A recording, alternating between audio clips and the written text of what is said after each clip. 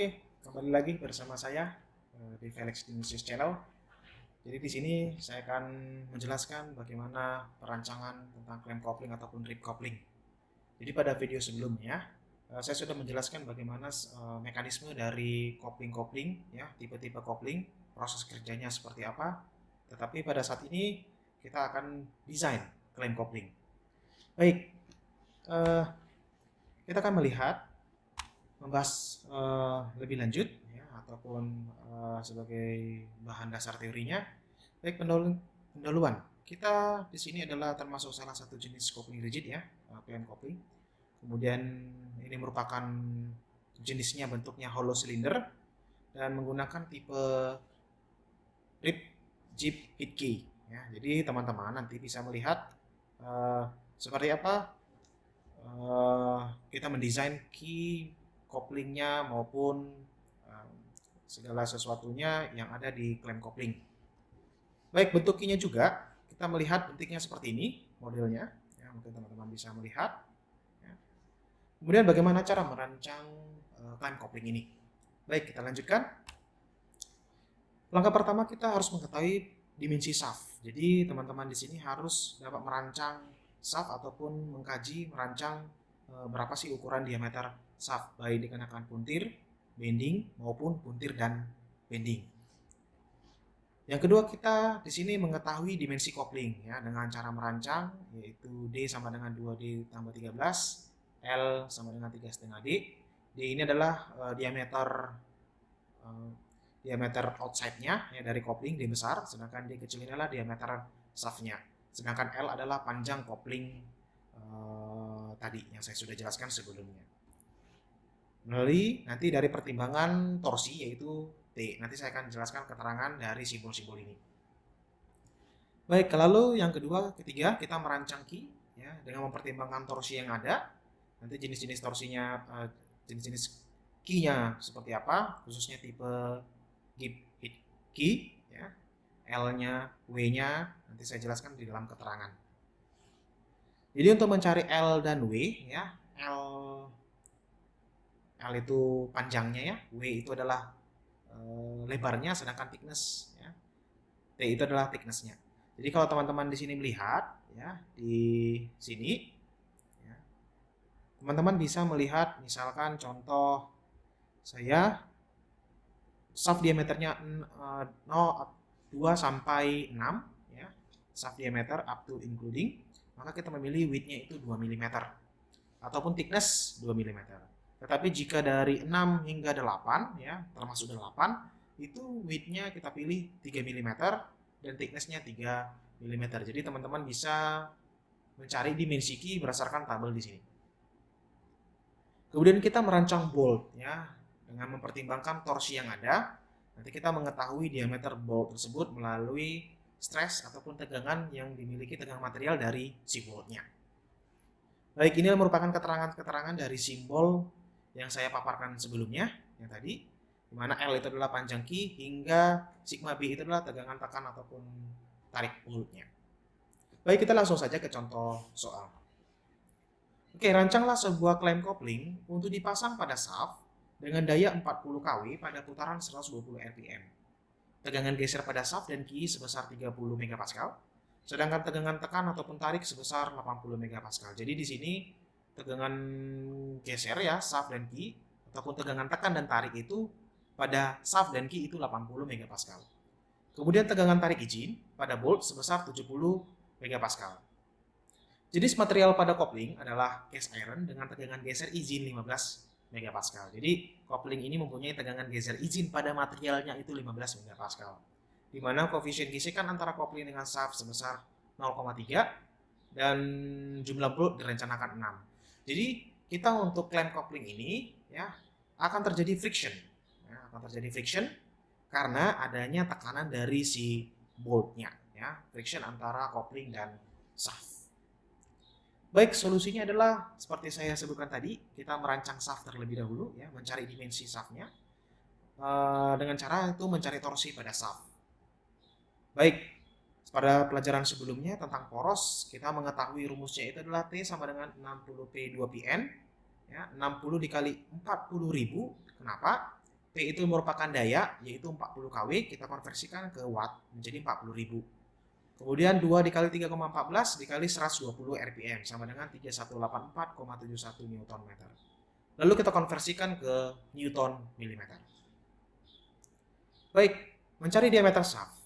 T sama dengan pi 16 tau D3 ya. Tau D kubik. Kemudian kita sederhanakan D sama dengan akar kubik 16 T pi tau. Dan hasilnya kita mendapatkan 81,48 mm. Kemudian kita mencari diameter lebih besar mendekati, yaitu 82 mm. Inilah diameter shaft yang kita rancang dengan torsi yang ada ataupun dengan daya yang ada, daya dari soal. Baik, yang kedua kita rancang kopling, klaim koplingnya. D sama dengan 2D ditambah 13 seperti rumus yang sudah saya jelaskan sebelumnya, yaitu 177 mm. Dan L sama dengan 3,5D, D itu adalah diameter shaftnya, itu didapatkan 287 mm. Kemudian kita mencari cek tegangan kopling. Bagaimana kita cara mencari cek tegangan kopling? Berdasarkan rumus torsi yang sudah saya jelaskan sebelumnya.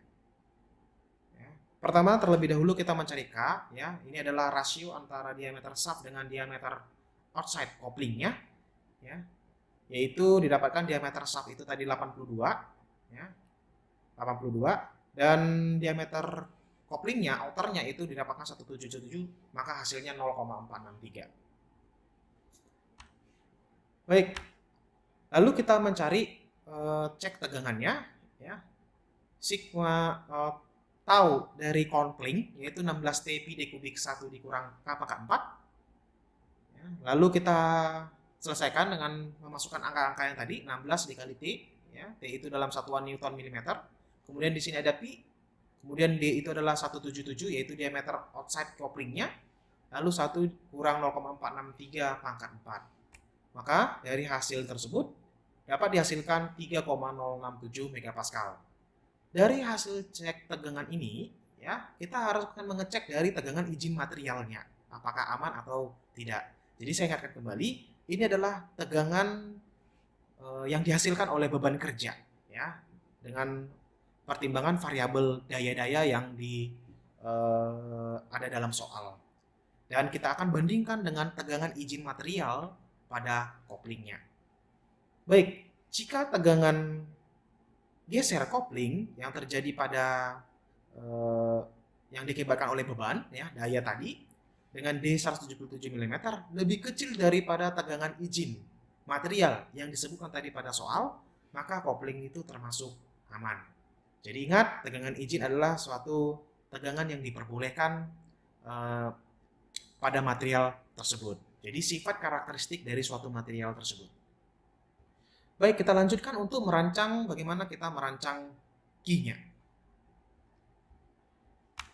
Oke. Tadi saya sudah sebutkan beberapa tabel bagaimana menentukan tebal dan lebar dari si key berdasarkan shaft diameter yang kita dapat. Baik, tadi kita dapat itu sekitar shaft diameter 82 mm. Maka kita memilih angka ini, ya, karena hingga 85 mm. Maka kita memilih width-nya itu 25 dan thickness-nya 14. Jadi coba tadi teman-teman flashback kembali seperti apa geometri dari key yang ada pada kopling ini. W sama dengan 25, T sama dengan 14, kemudian L, ya, panjangnya yaitu 0,5 L. Jadi di sini kita menggunakan key 2, ya. Jumlahnya 2, di mana dari satu sisi poros 1 dengan poros 2. Ingat, kopling itu adalah untuk menyambung kedua poros, ya. Jadi kopling ini bukan terbagi 2, tapi jumlahnya ada 2 dengan panjang 143,5 mm, ya. Jadi untuk mendapatkan L ini tergantung dari panjang koplingnya. Baik, kita lanjutkan. Kita ngecek tegangannya, tegangan pada key seperti apakah aman atau tidak. T sama dengan LW tau kopling, ya, tau key D/2. Lalu kita sederhanakan untuk mencari tau key-nya, ya. ya. Lalu angka-angka tersebut kita masukkan, torsi tadi berapa, ya. Dan L-nya itu 143,5, W-nya 25, dan diameter shaftnya itu 82. Maka didapat itu 21,651 megapascal.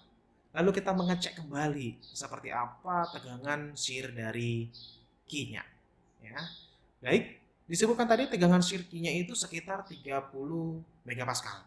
Maka di sini adalah jika tegangan key ya, yang diakibatkan oleh beban dengan dimensi W 25 mm lebih kecil daripada tegangan izin ya, material pada key ya, atau pada soal tadi, maka key tersebut termasuk aman untuk dalam bidang geser. Jadi key ini tadi paparan sebelumnya, key ini harus dicek dari gesernya dan tekannya. Kenapa? Key ini akan ditekan oleh bolt dari kopling tersebut.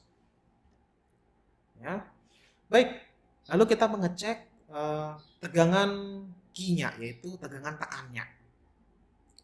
Seperti apa rumusnya? Tadi saya sudah jelaskan, seperti T sama dengan LT per 2, sigma K D per 2. Maka didapat sigma K tersebut sama dengan 77,32 megapascal. Sedangkan tadi tegangan izin materialnya itu sebesar 80 megapascal.